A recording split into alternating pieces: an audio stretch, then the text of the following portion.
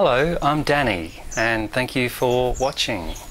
Now, if you're unaware, I've been working on some new videos called Ascension Meditations, and I'm breaking them down into the different parts of our consciousness.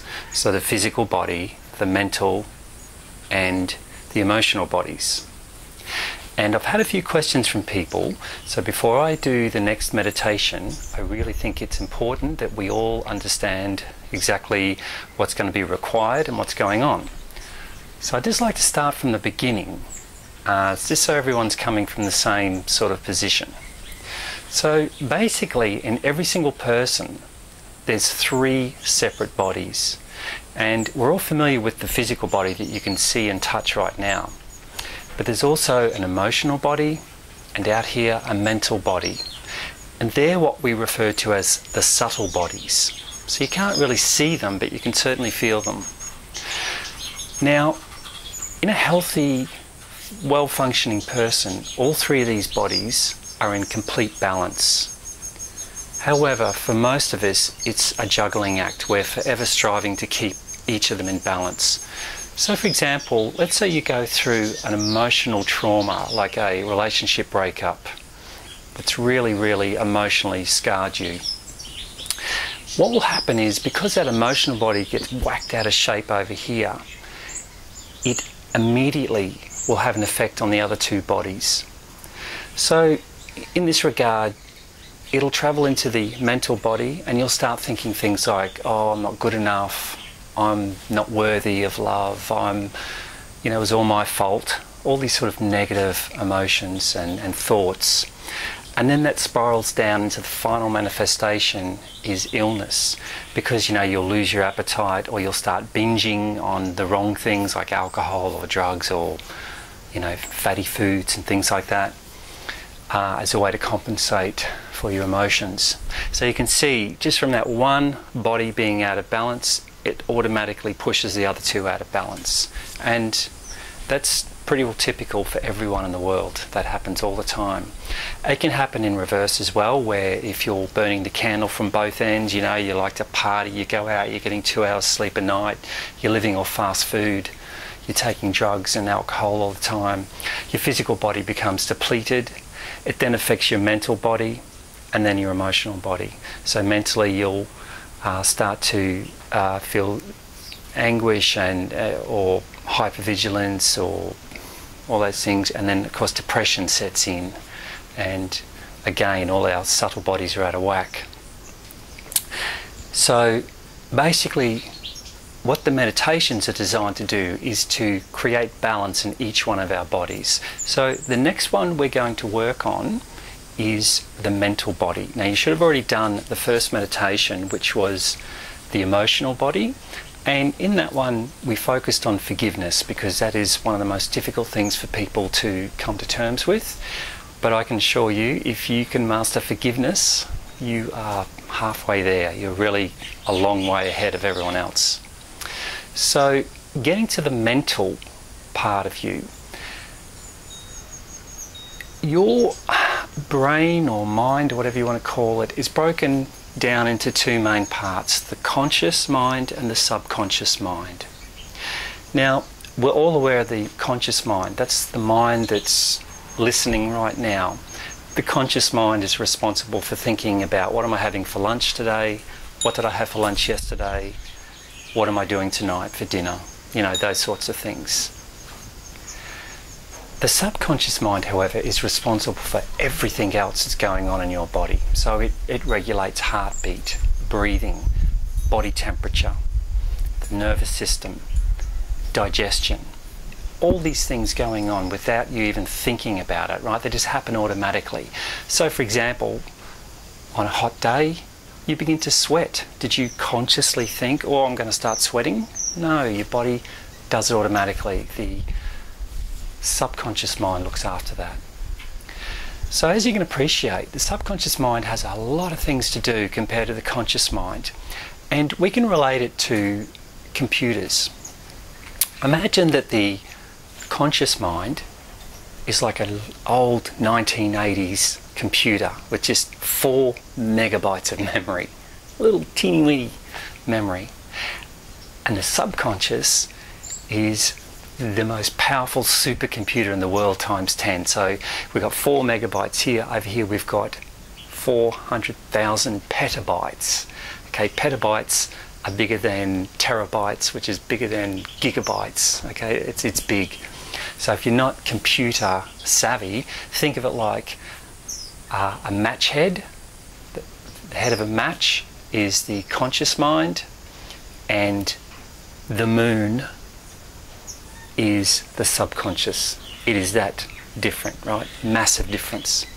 And just as a side issue here, I often have to laugh a little bit. The New Age movement is, very involved with this law of attraction and the secret and all this sort of thing, where they'll tell you that you've got to do all these affirmations, these conscious affirmations every morning. I will have a new car, I will have a new car, and magically you'll get a new car. Have you ever wondered why it doesn't happen? It's literally because affirmations are working with the conscious mind, and you are trying to compete with the subconscious mind, because all that stuff happens in the subconscious mind. The subconscious mind holds all the files, all the data and all the files for your makeup. So it's literally like trying to get a kid's tricycle up against a bulldozer, right? It ain't gonna happen. The subconscious mind works in symbols. It doesn't understand words. It understands symbols. That's why when you dream, you often have these weird, wacky dreams. Time has no meaning, and you jump from one situation to another. That's because the conscious mind doesn't understand concepts of the third dimension that you're in now. The subconscious mind resides in the spirit realm, okay, where there is no time. It's interdimensional. So I'm not saying that positive affirmations are bad. I'm not saying that at all. And for some people it's probably really important. But I'm just saying, if you really want to get serious, we need to tackle these issues from a different angle. And the way I like to do it is to think of it like a Word document, a file. So basically, from the moment you're born, you have been programming madly away for different things in your life. So as an example, let's say a young child has no fear whatsoever of a spider, and they will play with the spider. They might even put it in their mouth, okay? But what happens when the mother comes along? She sees the spider, she squeals and freaks out and stomps on it. That child now looks at that behavior, writes a little file to the subconscious, saves it into the old database. So the next time they see a spider, the subconscious mind pulls up that file. What do I do in the case of seeing a spider? Oh, I must freak out, I must scream, I must kill it. Okay? I mean, that's one extreme. But there's many examples in your own life, how you respond to fear, how you respond to different situations. If you're particularly shy, for example, that may have been triggered by some episode, but I can guarantee you, you have written a file, you have programmed your subconscious to be shy around people you don't know. It's as simple as that. So you've got thousands of these files sitting there in your subconscious. And every time you come into a situation, it calls up the file and it reads the code, or the string that's in there that says, in this situation, do this, in that situation, do that. So what we want to do in meditation too is we want to correct some of those files. And the beauty of this is, it doesn't matter if you've had a phobia or a fear or a problem for the last 30 years. It doesn't matter, because just like a Word document, let's say you did a Word document 5 years ago, you wrote a little file and you saved it and you put it onto the hard drive of your computer. So it's 5 years on now. You could very easily open that file, make a correction, save it and close it again. Simple, done. And that's what we are going to try and do in the second meditation. The second meditation is designed to weed out and fix any sort of mental body issues that you may have. So as I've alluded to, any fears in particular are good ones to sort of deal with, but there may be other things as well. you know, confidence and just general stuff like that. So basically what we would do is we would go in, open the file, and let's say you've got a spider phobia. We would open the file called spiders. We open it, and in there at the moment it says, when I see a spider, I have to scream and yell and carry on and get scared. We're going to delete that, and we're going to rewrite a new code for it.